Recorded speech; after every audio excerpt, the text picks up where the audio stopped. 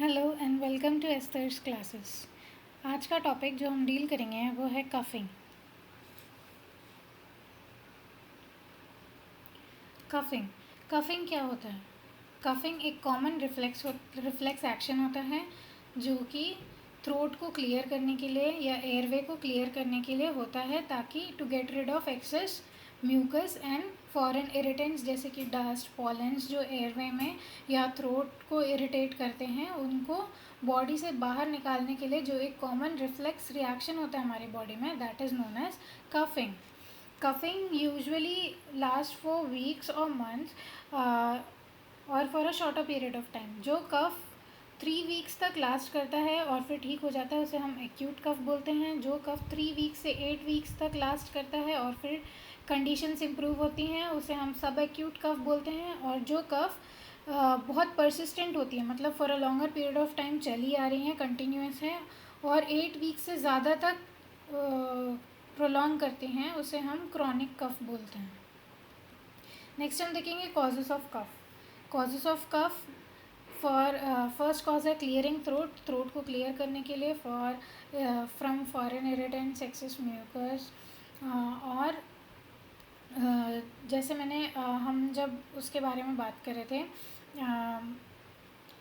Immunity के बारे में, तो मैंने बताया था कि हमारी जो एयरवेज हैं वो म्यूकस मेम्ब्रेन से लाइंड होती हैं, तो जो कि म्यूकस सेक्रेट करती है। जब भी कोई फॉरेन बॉडी या बैक्टीरिया वायरस हमारी बॉडी में एंटर करता है, हमारी एयरवे में एंटर करता है, तो म्यूकस उसे ट्रैप कर लेती है, तो उसको क्लियर करने के लिए भी कफ होता है। फिर उसके बाद कुछ इरिटेंट्स जैसे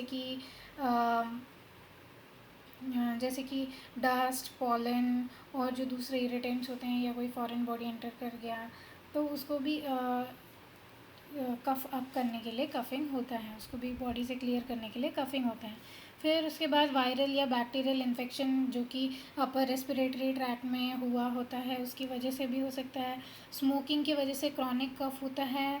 स्मोक का जो फ्यूम होता है वो एयरवे को इरिटेट करता है, जिसकी वजह से कफिंग होती है।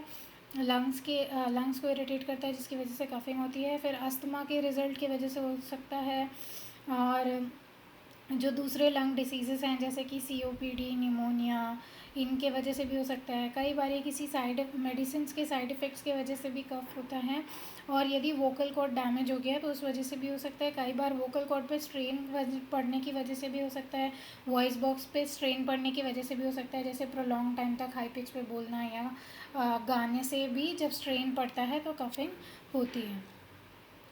फिर नेक्स्ट हम देखेंगे warning science that accompanies coughing. Coughing के साथ अगर कुछ और सिम्टम्स हैं जो प्रोमिनेंट हैं या परसिस्टेंट हैं तो वरी करने की बात होती है और डॉक्टर को कंसल्ट करना चाहिए। वो कौन कौन से किससे साइंस हैं जो कि अगर कफिंग के साथ परसिस्टेंट है तो हमें डॉक्टर को दिखाने की ज़रूरत है। Fever, chest pain, headache, drowsiness, confusion हो रहा है, मेंटल कन्फ्यूजन है, तो अगर स्पूटम में ब्लड आ रहा है, sputum is the contents that come up with coughing. Coughing के साथ जो थिक म्यूकस बाहर आता है उसे हम स्पूटम बोलते हैं, हिंदी में बलगम बोलते हैं। अगर उसमें ब्लड दिखता है तो वो एक वार्निंग साइन हो सकता है, वो किसी सीरियस लंग इन्फेक्शन, ट्यूबरकुलोसिस या कैंसर को इंडिकेट कर सकता है। और साथ में अगर ब्रीदिंग डिफ़िकल्टी है परसिस्टेंटली कफ के साथ तो डॉक्टर को कंसल्ट करना चाहिए, क्योंकि ये सारे जो साइंस है वो किसी अंडरलाइंग डिसीज़ को, सीरियस डिसीज़ को इंडिकेट करते हैं। नेक्स्ट हम देखेंगे डायग्नोसिस, जो कॉमन डायग्नोस्टिक टेस्ट है जो कफिंग की प्रॉब्लम को रूल आउट करने के लिए किए जाते हैं। जो सबसे इम्पॉर्टेंट पॉइंट है ध्यान रखने की वो ये है, कफिंग कोई डिसीज़ नहीं है, वो एक सिम्टम है जो किसी अंडरलाइंग डिसीज़ को इंडिकेट करता है। तो फर्स्ट है चेस्ट एक्सरे। अगर लंग में कोई इन्फेक्शन है या कोई ट्यूमर है तो उसको आइडेंटिफाई करने के लिए चेस्ट एक्सरे किया जाता है। फिर CBC, complete blood count to rule out कि कोई इन्फेक्शन की वजह से अगर WBCs काउंट बढ़े हुए हैं तो वो उसको इंडिकेट करता है। स्किन टेस्ट किसी एलर्जी को डिटेक्ट करने के लिए, अगर जो कफिंग है वो किसी एलर्जिक रिएक्शन का रिस्पॉन्स है तो उसको डिटेक्ट करने के लिए स्किन टेस्ट करते हैं। फिर म्यूकस एनालिसिस और कल्चर करते हैं। To identify the type of infection, whether it is bacterial और वायरल, और उसके लिए कौन से मेडिकेशंस बेस्ट हैं उसको देखने के लिए हम कल्चर करते हैं और म्यूकस एनालिसिस करते हैं कि और कोई प्रॉब्लम तो नहीं है या कौन सा बैक्टीरिया या वायरसेस उस म्यूकस में प्रेजेंट है, उसको आइडेंटिफाई करने के लिए हम म्यूकस एनालिसिस और कल्चर करते हैं। फिर नेक्स्ट हम देखेंगे प्रिवेंशन, कि कफ़ को कैसे प्रिवेंट किया जा सकता है। अगर किसी को स्मोकिंग की वजह से क्रॉनिक कफ़ है तो स्मोकिंग क्विट करना एक बेस्ट ऑप्शन होता है। डाइटरी चेंजेस, फाइबर्स ज़्यादा ले और विटामिन सी अगर डाइट में इंक्लूड करें तो वो कॉमन कोल्ड और कफ़ से प्रिवेंट करता है।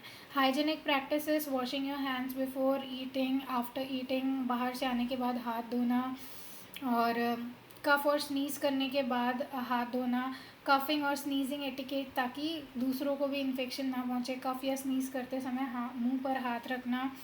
तो इन सारे प्रैक्टिसेस से हम भी जो कॉमन इन्फेक्शंस है, फ्लू है, उससे बच सकते हैं और दूसरों को भी बचा सकते हैं। फिर अगर किसी नॉन एलर्जन जैसे किसी डस्ट या पॉलन से एलर्जी है और हमें पता है तो उनके कांटेक्ट से, एक्सपोजर से खुद को बचा कर रखना। और अगर थिक म्यूकस है, जैसे हमें चेस्ट कंजेशन फील हो रहा है या हमें ऐसा लग रहा है कि हमें कफ आ रहा है लेकिन म्यूकस अंदर है और वो बाहर नहीं आ रहा है, स्पूटम, तो हम उसको उसके लिए एक होम रेमेडी है स्टीम इन्हेलेशन। हम स्टीम इन्हेल करके उस क्लॉग्ड कफ को डाइल्यूट कर सकते हैं जिससे कि वो बाहर आ जाए। फिर नेक्स्ट है वार्म ड्रिंक्स, वो भी कफिंग को सूट करने में हेल्प करता है। फिर नेक्स्ट हम देखेंगे फार्माकोथेरेपी, कौन कौन से मेडिकेशंस का यूज़ करके हम कफ को ट्रीट कर सकते हैं। जो first and foremost important point है, क्योंकि ये एक सिम्टम है और किसी अंडरलाइंग डिसीज़ को शो करता है, तो अंडरलाइंग डिसीज़ को ट्रीट करना ही कफ को ट्रीट करने के लिए एक बेस्ट ऑल्टरनेटिव है। जैसे कि अगर किसी एलर्जिक रिएक्शन की वजह से है तो उसे उस पर्टिकुलर एलर्जी के लिए एंटी एलर्जिक या एंटी हिस्टामिन्स दे सकते हैं। फिर उसके बाद अगर सीओपीडी या कोई लंग डिसीज़ की वजह से, कोई इन्फेक्शन की बैक्टीरियल इन्फेक्शन की वजह से है तो एंटीबायोटिक्स, या वायरल इन्फेक्शन की वजह से है तो एंटीवायरल्स। तो जो ट्रीटमेंट ऑफ अंडरलाइंग डिसीज़ है वो इम्पॉर्टेंट होता है। फिर नेक्स्ट हम देखेंगे symptomatic treatment of cough. Symptomatic treatment of cough के लिए फर्स्ट मेडिकेशन है एंटीटोसिव्स। एंटीटोसिव्स कफ रिफ्लेक्स को रिड्यूस करते हैं। जो रिफ्लेक्स हमारा ब्रेन सिग्नल करता है जिससे कि कफ आता है, उस मैकेनिज़्म पर काम करके जो एंटीटोसिव मेडिकेशंस है वो कफ रिफ्लेक्स को स्टॉप करती है जिससे कफिंग मिनिमाइज होती है, कम होती है। तो उसके कुछ एग्जांपल है जैसे कि डेक्स्ट्रो, मेथॉर्फैन एंड फॉल्कोडिन। और फिर नेक्स्ट मेडिकेशंस है एक्सपेक्टोरेंट्स। एक्सपेक्टोरेंट्स का काम होता है जो सेक्रीशंस हैं, थिक सेक्रीशंस है या क्लॉग्ड अप सेक्रीशंस हैं, उसको लूजन किया जा सके ताकि वो इजीली कफ के साथ बाहर आ सके। For example guaifenesin. फिर नेक्स्ट है एंटी हिस्टामिन्स। एंटी हिस्टामिन्स ये हिस्टामिन रिलीज़ की वजह से या एलर्जिक रिस्पॉन्स के होने की वजह से जो कफ होता है उसको मिनिमाइज़ करते हैं। वो चेस्ट कंजेशन को रिड्यूस करते हैं और जो lungs as a result of release of histamine जो लंग एक्सेसिव सेक्रीशंस करने लगते हैं उसको ये रिड्यूस करता है एंटी हिस्टामिन्स। एग्जाम्पल है ब्रोमफेनेरामाइन और क्लोफेनेरामाइन। फिर नेक्स्ट है डीकंजेस्टेंट्स। डीकंजेस्टेंट्स ब्लड वेसल्स को नैरो करती हैं नोज़ और लंग्स की, जिसके वजह से कंस्ट्रिक्ट करती हैं, जिसके वजह से जो चेस्ट कंजेशन है वो रिड्यूस होता है। और इसका एग्जांपल है फिनाइलरीन। So this was all about the topic cough. Thank you.